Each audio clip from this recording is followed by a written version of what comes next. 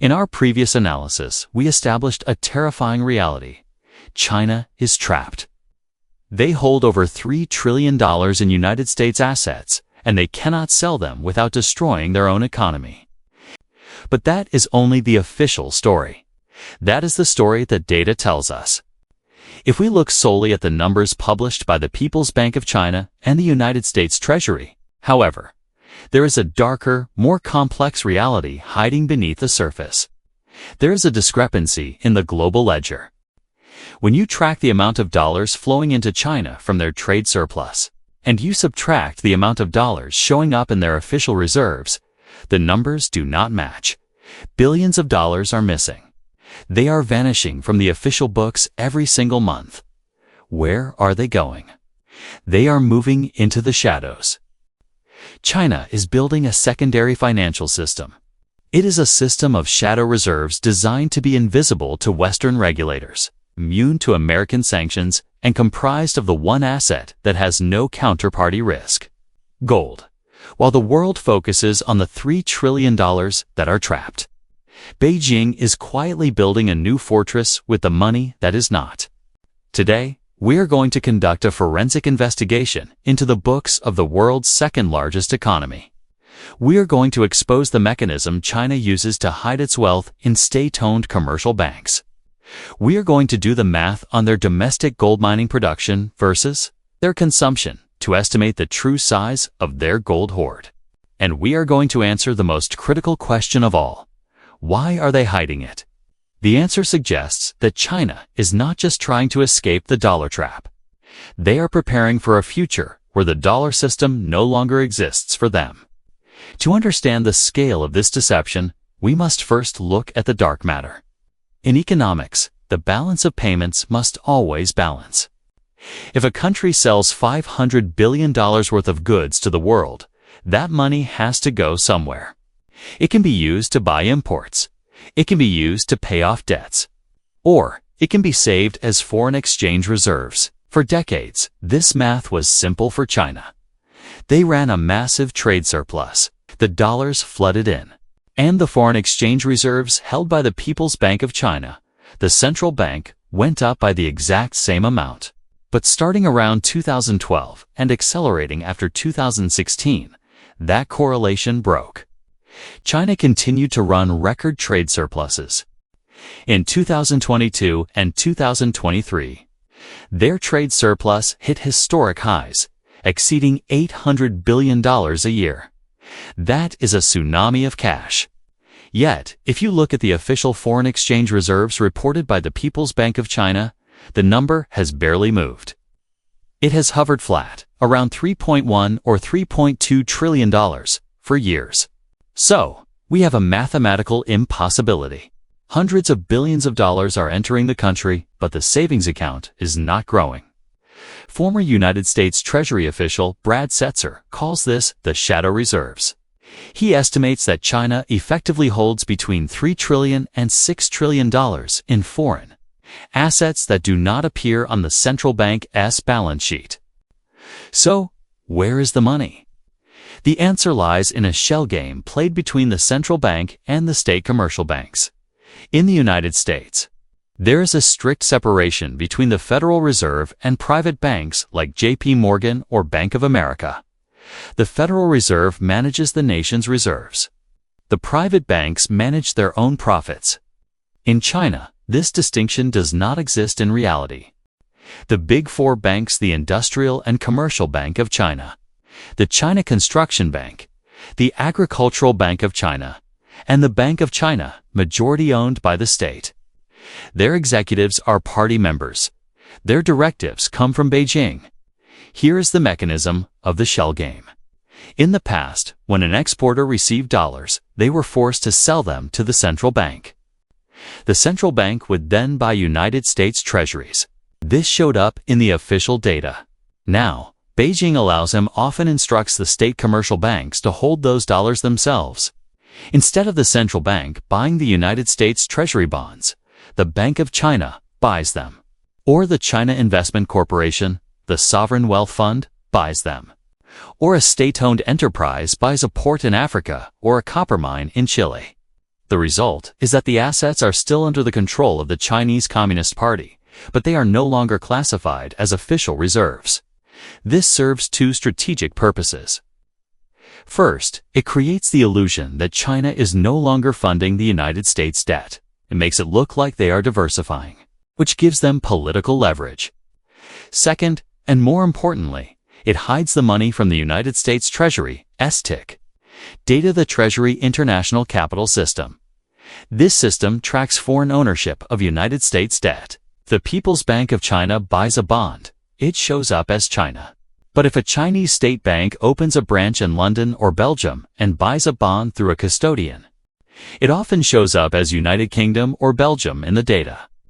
This explains why countries like Belgium and Luxembourg sometimes appear to be among the largest holders of United States debt. It is not because Belgian dentists are buying American bonds. It is because China is using the eurodollar system to mask its accumulation. By moving these funds into the shadow reserves, China has effectively hidden half of its economy from the world. They have built a war chest that is decentralized, opaque, and much harder for Washington to freeze in the event of a conflict. But hiding dollars is just the first step. The ultimate goal is to convert those shadow dollars into something that cannot be frozen at all. This brings us to the gold mystery. If you thought the discrepancy in dollar reserves was suspicious, the discrepancy in gold reserves is blatant. As of late 2024, the People's Bank of China officially reports holding approximately 2,200 tons of gold. This makes them the sixth largest holder in the world, behind the United States, Germany, Italy, France, and Russia. However, almost no credible analyst in the gold market believes this number. The real number is likely 3 times, 5 times, or perhaps even 10 times higher. To find the real number, we do not need insider information. We just need to do basic arithmetic on supply and demand. China is the world's largest producer of gold. They mine approximately 300 to 400 tons of gold every single year from their own soil. China is also the world's largest importer of gold. They import huge quantities from Switzerland, Dubai, and London. Now, here's the rule that changes everything. China does not export gold. Domestic mining companies are strictly prohibited from selling their gold outside of China. The gold mined in China stays in China. So, let us do the math over the last 20 years. Since the year 2000, China has mined roughly 7,000 tons of gold. Since the year 2000, based on customs data from Switzerland and Hong Kong, China has imported roughly 20,000 tons of gold. That is a total supply of 27,000 tons of gold entering the Chinese system over 2 decades. Yet, the central bank claims they only have 2,200 tons. Where is the other 25,000 tons? Some of it, certainly, is jewelry. The Chinese population has a cultural affinity for gold. Private citizens buy bars, coins, and necklaces. But even if you account for generous private consumption, there are still thousands of tons unaccounted for. The most likely explanation is that the gold is being held in non-monetary accounts by government agencies, just like they use state commercial banks to hide dollars. They use agencies like the State Administration of Foreign Exchange, or SAF, and the military to hoard gold. If gold is listed as a strategic asset rather than a financial reserve, does not have to be reported to the International Monetary Fund. It can sit in a vault in Beijing, completely off the books. Why would they lie about how much gold they have? If China announced tomorrow that they actually possess 20,000 tons of gold, more than double the United States reserves, would cause an immediate explosion in the price of gold. If the price of gold doubles, it becomes much more expensive for China to buy more. It is in their best interest to suppress the price, downplay their buying, and accumulate as much as possible while the price is low. They are executing a stealth accumulation.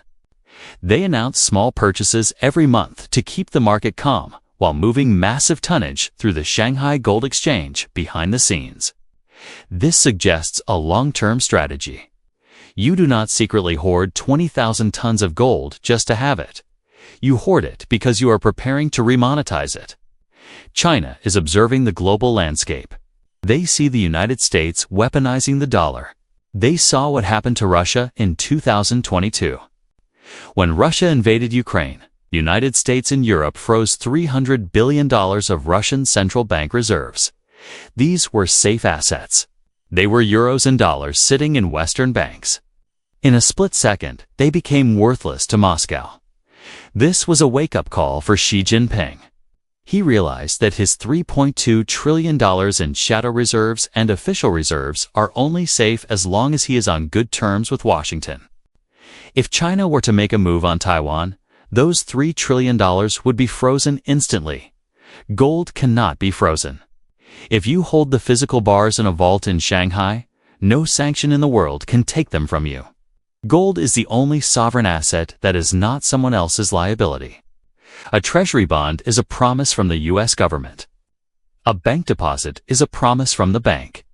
Gold is just gold. By shifting their shadow surplus from dollars to gold, China is sanction-proofing its economy. They are building a financial shield that allows them to trade, survive, and function even if they are completely cut off from the SWIFT system. But there is an even deeper game being played here. It is not just about defense, it is about offense. China is actively internationalizing the yuan. They want the world to trade in their currency. But the world does not trust the yuan because it is a fiat currency controlled by an authoritarian government with strict capital controls. How do you make the world trust your money? You back it with something real. There is a growing theory among macroeconomists that China is preparing to launch a gold-backed yuan, or a trade settlement currency backed by their massive secret gold hoard. If China can prove they have 20,000 tons of gold, they could issue a digital yuan that is convertible into gold. This would instantly make the yuan the hardest, most trustworthy currency on the planet, harder than the dollar, harder than the euro, harder than the yen. It would destroy the exorbitant privilege of the US dollar. Countries in the global south, Brazil, Saudi Arabia, South Africa, would have a viable alternative. They could sell their oil and copper to China and receive a currency that is as good as gold, rather than a currency that is being debased by the Federal Reserve. This is the ultimate checkmate. The shadow reserves of dollars are just the bridge.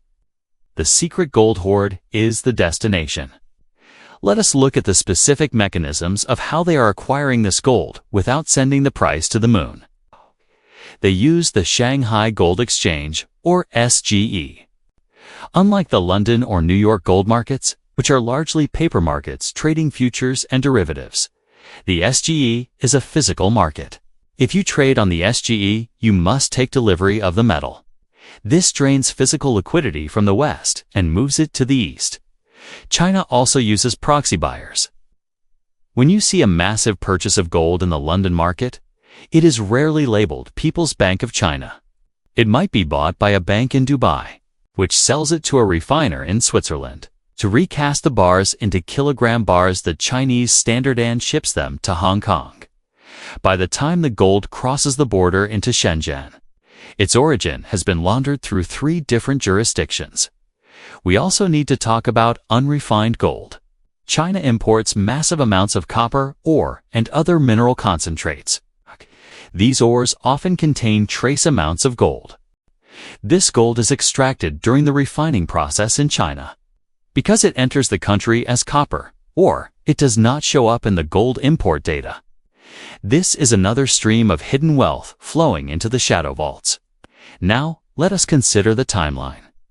The accumulation of shadow reserves and gold accelerated drastically after 2008, and again after 2022.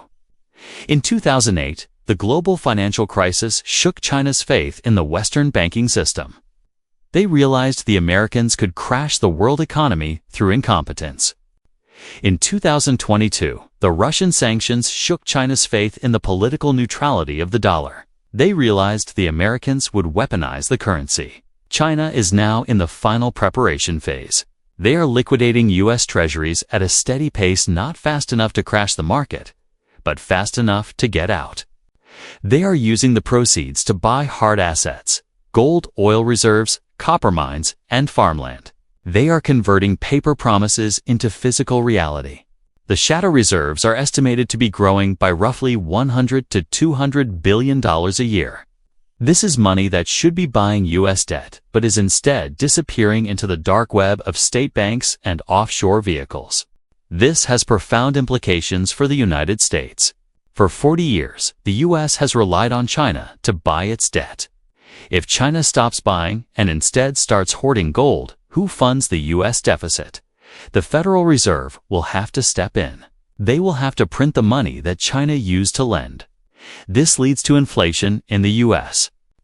Essentially, by hiding their reserves and buying gold, China is exporting inflation back to the United States. They are refusing to absorb the excess dollars. So, what happens when the curtain is pulled back?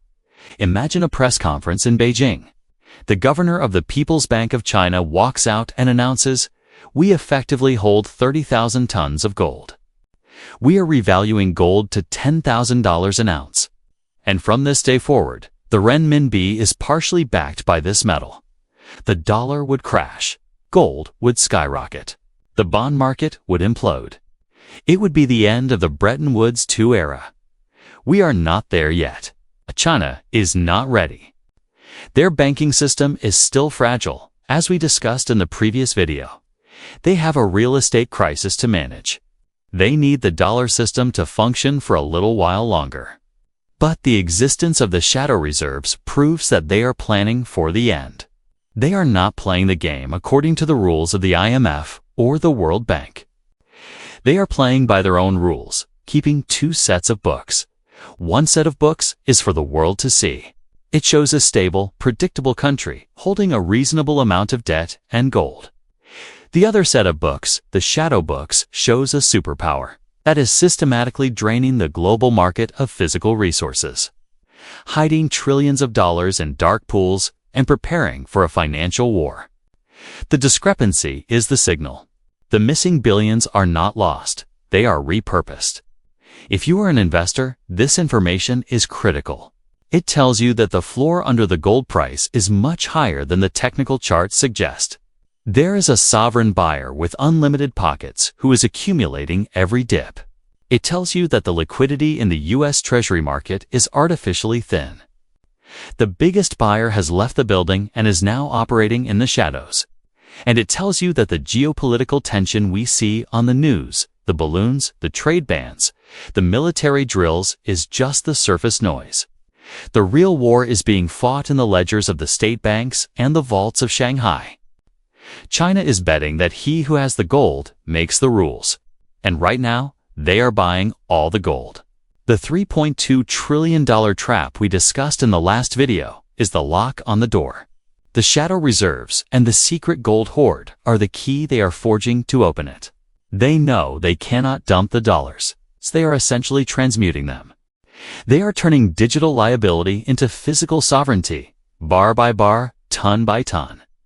This is the greatest sleight of hand in financial history, and it is happening right in front of our eyes, hidden in the footnotes of the balance of payments. If this investigation into the shadow reserves has changed your perspective on the global economy, you need to subscribe. We are not just tracking the official data, we are tracking the anomalies. We are looking for the dark matter. In our next video, we are going to look at the other side of this equation. We are going to analyze the United States response. The U.S. knows what China is doing. So why is the Federal Reserve quietly preparing a digital dollar that could bypass the banking system entirely? Is it a tool for convenience? Or is it a weapon to counter China's gold strategy? You need to understand the American countermove. The chessboard is set. The pieces are moving. Do not look away.